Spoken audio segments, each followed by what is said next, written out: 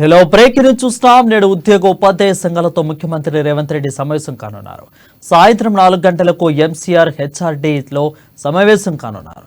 అయితే టీఎన్టీఓ టీజీఓలతో పాటు గుర్తింపు పొందిన టీచర్ల సంఘాలు హాజరు కానున్నారు. ప్రధానంగా పెండింగ్లో ఉన్న 4 డిఏలు, 317 జీవో సవరణ, ఉద్యోగుల హెల్త్ స్కీమ్, మెడికల్ బిల్స్, అదేవిధంగా సిపిఎస్ రద్దు, ఉద్యోగుల సాధారణ బదిలీలు, పీఆర్సీ, జోనల్ వ్యవస్థ వంటి అంశాలపై చర్చ జరగనుందని ఉద్యోగ ఉపాధ్యాయ సంఘాల నేతలు తెలిపారు.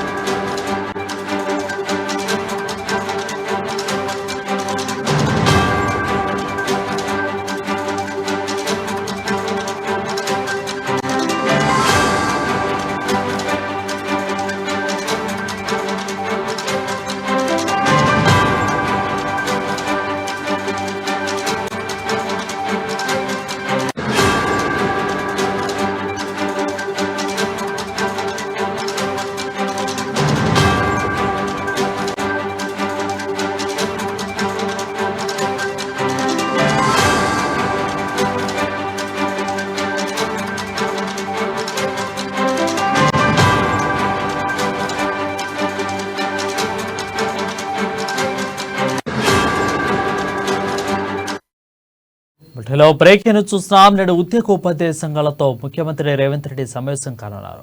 సాయంత్రం 4 గంటలకు ఎంసీఆర్ హెచ్ఆర్టీఏలో సమావేశం కానున్నారు.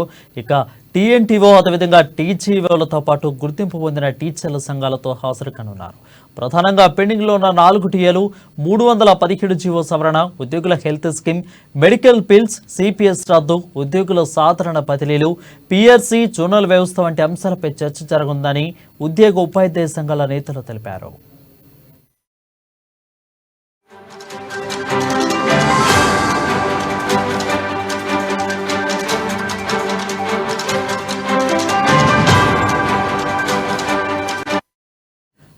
బ్రేక్ ను చూస్తున్నాం. నేడు ఉద్యోగ ఉపాధ్యాయ సంఘాలతో ముఖ్యమంత్రి రేవంత్ రెడ్డి సమావేశం కానున్నారు.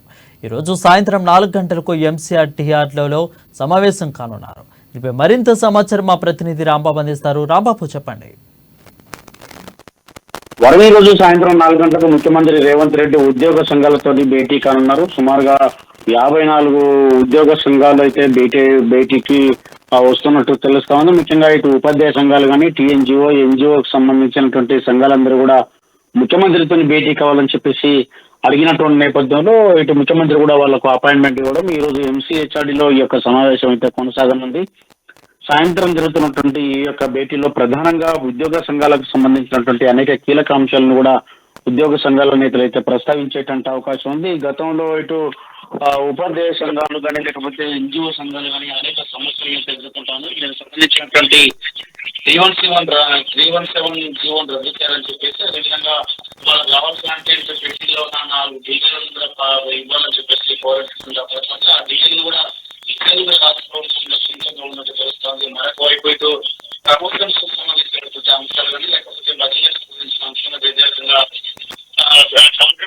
కాంట్రిబ్యూటరీ పెన్షన్ స్కీమ్ సంబంధించినటువంటి సిపిఎస్ రద్దు అనేది ఇటు ఎన్నికల మేనిఫెస్టోలో కాంగ్రెస్ పార్టీ ప్రకటించింది. కాబట్టి గతంలో కాంగ్రెస్ పార్టీ అధికారంలో ఉన్నటువంటి రాష్ట్రంలో కూడా ఇటు సిపిఎస్ చేసినటువంటి పరిస్థితి కాబట్టి దాన్ని కూడా ఇటు ఉద్యోగ సంఘాలు ఇప్పటికే Congress party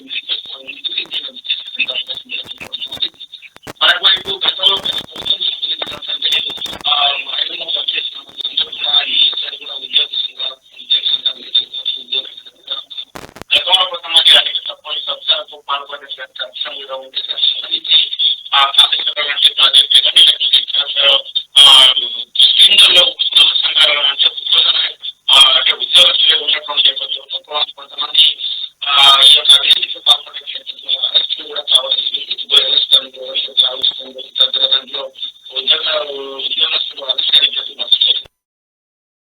thank you Rambabu for the updates.